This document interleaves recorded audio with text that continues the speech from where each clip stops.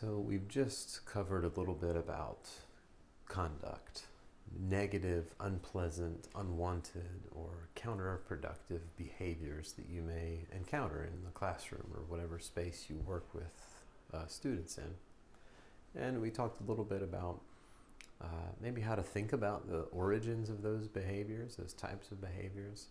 And we also talked about some of the fundamentals of skillful response to those types of behaviors. Fundamentals that have been shown to be maximally effective, like the best kind of behavioral science we've discovered so far. Now, before we talk more about problematic conduct or difficult behaviors, it seems like it would make sense to bring in another practice, another self-care exercise, oriented this time specifically toward building, cultivating, fostering, or nurturing positive emotion. And maybe it makes sense why it would be a good time to do that, because challenging behaviors are challenging and they're very frustrating at times. And being able to kind of hit the switch of positive emotion is kind of like a superpower, and training yourself to do it is actually really feasible. In fact, our brains and our bodies, our whole nervous systems are really just wired to be trained that way. It takes a really relatively small amount of time for us to train emotional habits toward being more compassionate, more loving, more caring, more altruistic toward others and toward ourselves. So one way of doing that, to embark on that training, is a certain focus exercise called taking sending. It's a pretty popular one. It's one that actually has been studied a lot and has been helpful in coming to the conclusion that we're so wired to be trained in this fashion. But what taking sending as an exercise consists of is choosing a specific person. And normally it's easiest to choose someone you love and you care about and you have good feelings toward and you're getting along with. But later on, experimenting with strangers and even those people you have a really hard time with too. So choosing a person to bring to mind and picturing them in your mind. The practice is done eyes closed. And it also involves slowing and deepening our breath. So breathing in and out more slowly and deeply. And in that visualization, in that image space, remember I was talking about mental images kind of happen here with our eyes closed. Picture that person every time you breathe in being relieved of all of the suffering in their lives. And picturing that happening in the form of a dark, ink-like black, cloudy smoke that you're breathing out of their bodies. And really picture it as vividly as you can. With each breath in, you're pulling that out of them, relieving them of it, and breathing it into yourself. And you can even imagine while it's in you, it's being transformed and purified into a brightness. And when you breathe out, each time you breathe out, a white, pure, curing and restorative light is sent to them, filling their whole bodies, bringing them a sense of peace, of joy, of calm. Now, this is an imagination exercise. So what I just described to you is all kind of what's happening on that mental screen in your mental image space, thoughts you see. And now it can sound kind of fantastical and even like fairy tale, like, yeah, why would I do that? Pretend that, things are great. When in fact, it seems to be the case that that's a really important ingredient.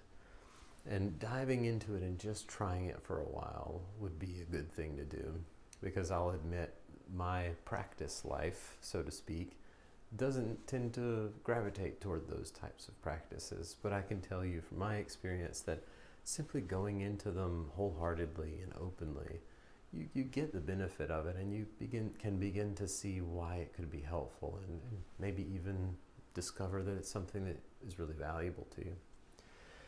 So, the instructions: picture the person in your mind clearly and vividly.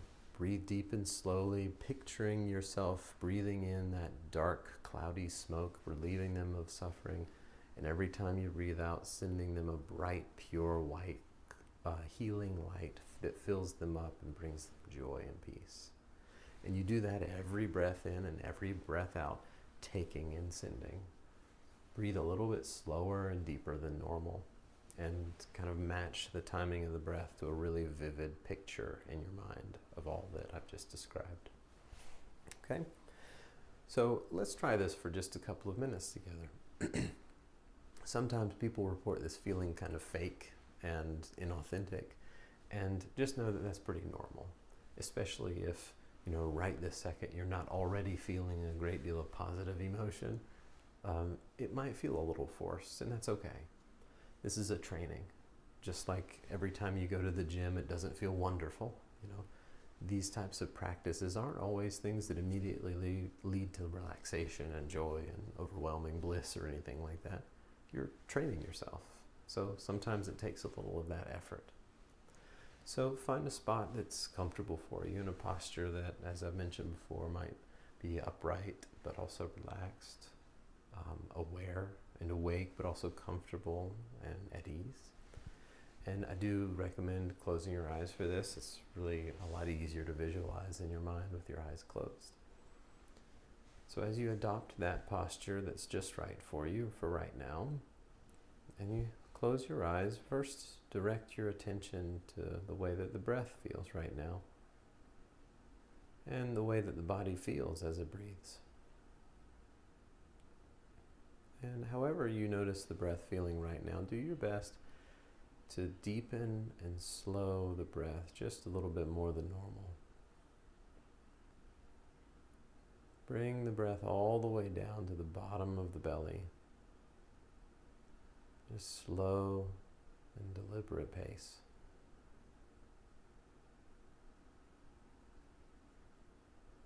Breathing deeply and slowly like this for a couple of moments. Just notice what it feels like in the body.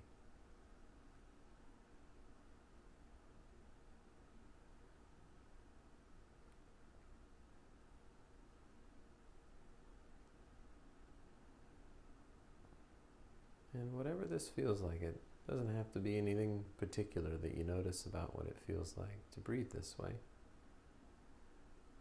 Just get used to what it feels like breathing slightly deeper and slower than normal.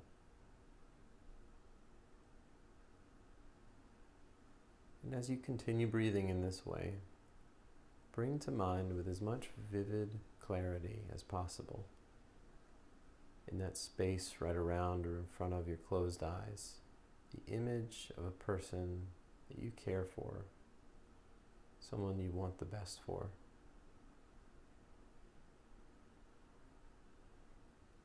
And as you picture that person vividly in your mind, breathing deeply and slowly, begin as you breathe in to visualize or imagine relieving them of suffering of all kinds by breathing it into yourself. Breathing a dark, cloudy smoke out of their bodies into yours, where it can be purified. And each breath out, visualize a bright, crystal clear, healing light that travels with your out-breath and is sent to them and fills them up with joy, a deep sense of calm and happiness. Picture this as vividly and clear as you can in your mind, and maybe even notice or picture what it might look like for them to feel this relief and this joy.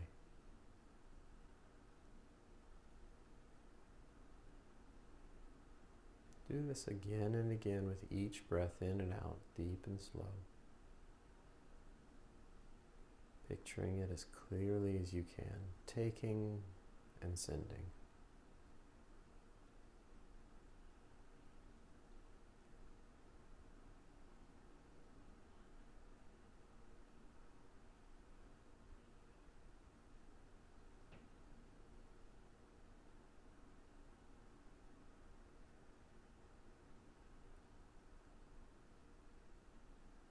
And as you do this, occasionally check in with other areas of your body and notice what it feels like to be doing this exercise right now.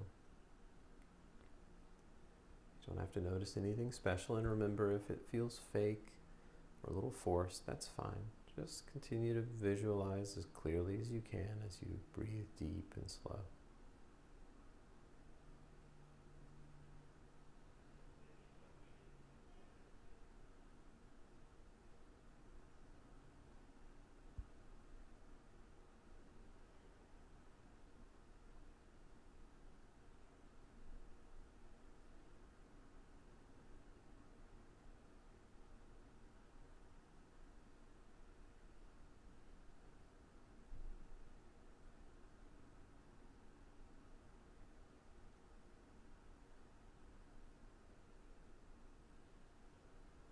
And if you notice your mind wandering and getting lost, that's fine. Just acknowledge that that's happening and focus your attention once again on, as vivid as you can, on the picture in your mind. Imagining, taking, and sending. Noticing relief as you breathe in and sending joy back out to the person you're imagining in your mind.